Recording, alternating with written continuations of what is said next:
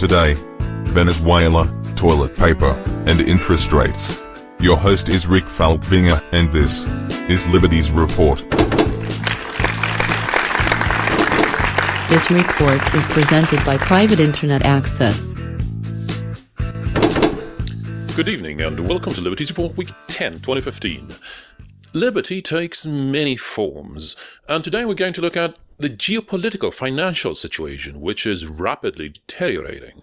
It has been hovering in a state of so-called metastability, like a long rod standing on its end on a floor, for quite some time now. And triggers of a rapid transition phase are starting to materialize. And the reason this is relevant for liberty is something called Maslow's Pyramid of Needs. The concept of Maslow's pyramid is simple. Basic needs must be fulfilled before more advanced ones. Somewhere in the middle you have social acceptance. Above that, self-development. Below that, physical needs like shelter and food. And of course, underlying all of it as the most basic need is wireless internet. We can observe how basic needs aren't being met in countries like Venezuela right now. There are reports coming in that there's no toilet paper available. And in reporting, that's a code word for no basic hygiene products at all. Toilet paper tends to be one of the last things that disappear. In other words, feminine hygiene products and diapers are also long gone. And in this environment, police are spending time enforcing food rationing. Being police, they are violently enforcing food rationing. In essence, when you can't get food on the table for your children, you think less about your freedom of speech and freedom of opinion, and your neighbor's life and liberty too, for that matter.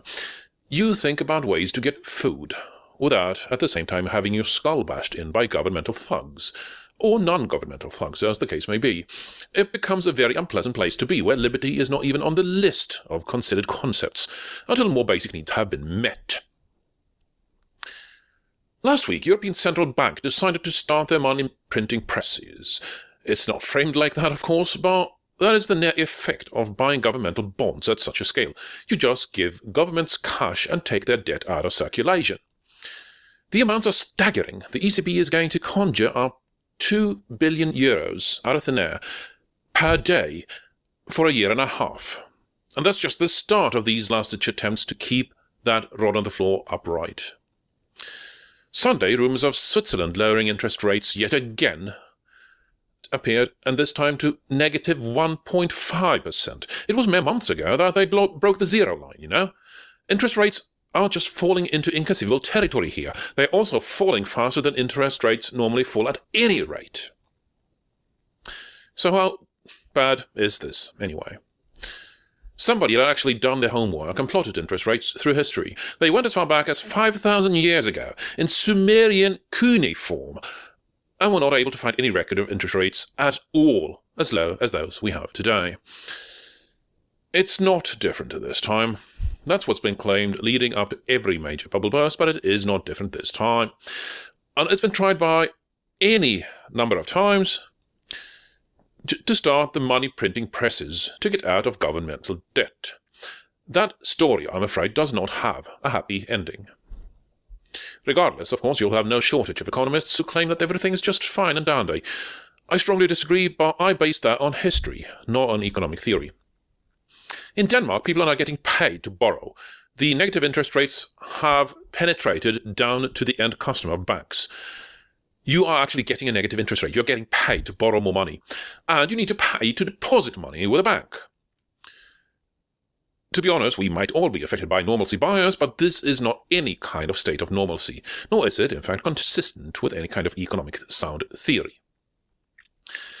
And this is due to mismanagement that started in the 1970s, more precisely on August 15, 1971, when the US went bankrupt. It wasn't worded like that, of course. The US merely unilaterally cancelled its obligation to pay back its debt. For fun, try doing that yourself and see what happens. And somewhere between then and now, officials invented the game of having growth outpace added debt. Translated into household terms, that means that your pay grade is rising so fast you're taking on added debt in anticipation of your pay continuing to rise, so that you'll be able to pay out the current debt in the future easily with the higher income you'll have at that point in the future. If this sounds like a terrible idea, that's because that's exactly what it is. It works perfectly well until the music stops. And that's exactly where we are right now, with people suddenly noticing that the music maybe just stopped and looking at each other to judge how to quickly react next. when it happens, it'll happen fast. I'm not predicting doomsday here. I'm merely observing that human policymaking has a legendary inability to learn from previous mistakes. Right now, I predict that liberty may have an uphill battle for the next couple of years as more basic needs will be failing, judging from history. For a government doesn't save its people first, it saves itself first. And while police are cracking down on people faking their ideas to circumvent food rationing in Venezuela, the Western world instead has built a surveillance machine of nightmares. And that machine can be repurposed quickly. I'm Rick Falkvinger, and this is Liberties Report. Visit our sponsor, Private Internet Access. Good night. This report is presented by Private Internet Access.